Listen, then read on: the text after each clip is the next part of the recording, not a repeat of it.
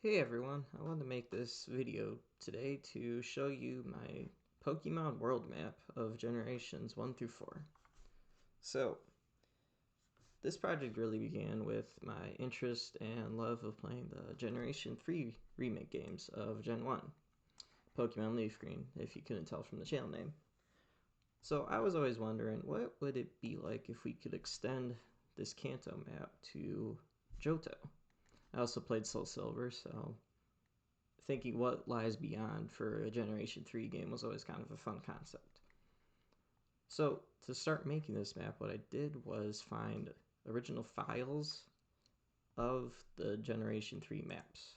So, as you can see here, this is just available on Google Images if you search for it. As you can see, it's a pixel by pixel rendition of the map. So, this is literally how big it is and how it's represented on your Game Boy. So this served as a good template to literally copy off of and start building my whole maps with the proper colors and assets, I suppose. So as you can see, it's a pretty one-to-one copy. But then I had to extend it into Johto, which I also found a Generation 4 map. My bad, let me fix that. So this is the Generation 4 map, obviously, of Kanto and Johto. So I kind of used this and the Generation 2 maps to line up where the cities would go, the relative size of everything, and the landmass.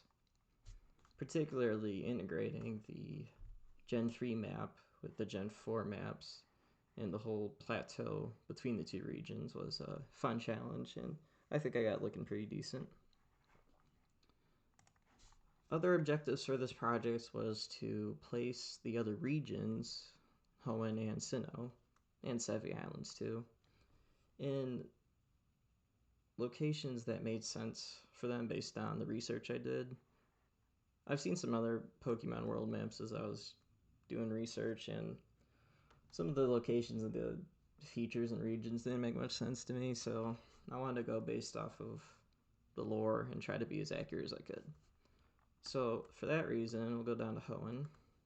I think it made sense to place it here because it was stated to be southwest of Johto and Kanto, and I think it's far enough away to be unique as its own region.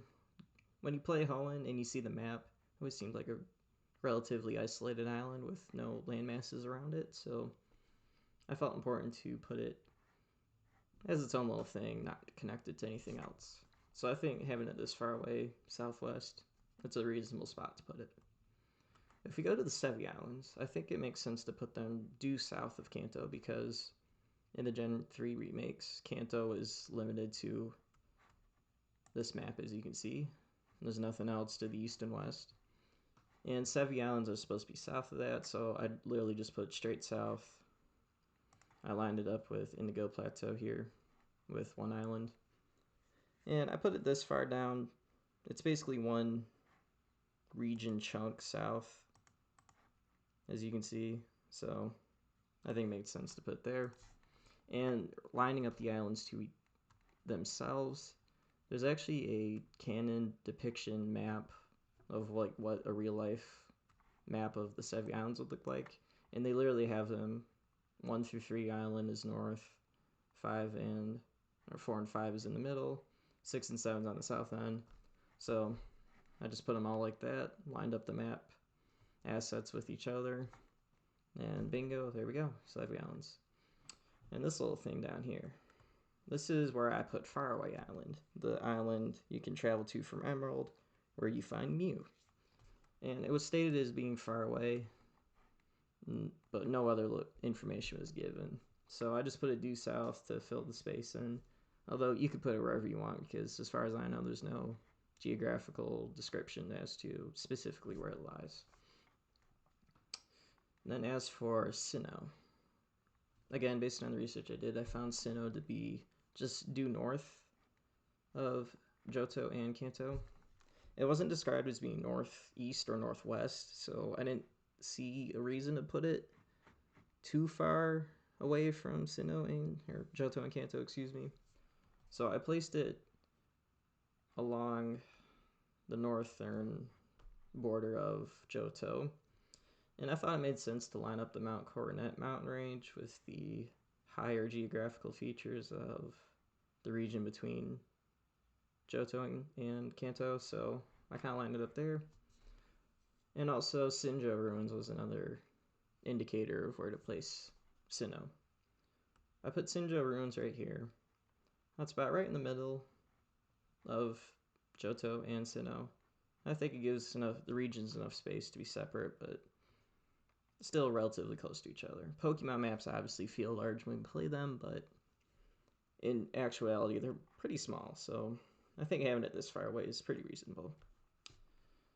As for the larger landmass here, as we all know, Pokemon regions were based off the real-life island of Japan, so what I did to make this larger area was I just copied the coastlines and did my best for the elevations, and that's where we get this resulting features from. This area here is based off the real-life peninsula of the island of Hokkaido. It has this pretty cool, unique look to it, so I incorporated that, and it just kind of buttresses against the main region here. While I was making the map, obviously we could just copy the map straight from the file, but since I was making my own thing, I wanted more customizability with it, and just copying it like this wouldn't make it that easy to have unique elevation layers. So what I did was I took a more fundamental from the bottom approach. So when making the geographic elevations, I actually went layer by layer of the different colors. So it like starts with the dark green and gets lighter. So what that ended up being was I can actually drop in and out each elevation, which made it a lot easier because it was basically a layer mask at that point. So I could erase one, put back on another. It just made it easy to drop everything in and out as how I wanted it to be. I did the same thing for the cities, the routes, and the landmark locators. So as you can see, I can drop all the routes out. Same for the cities and towns and the landmarks. A cool view I like is just dropping out everything but the cities, so you can kind of see where all that is. Yeah, it gives me a lot of customizability, I suppose, and I can make it how I want. And then I added in some darker water features just to make it look not so bland. As without them, it looks like this, which I guess isn't the worst in the world, but I like it with the darker water. Kind of gives some water depth vibes, or as to where the sea would get deeper as you get further out from the main landmarks and whatnot. So yeah, I think that's about all I have for this.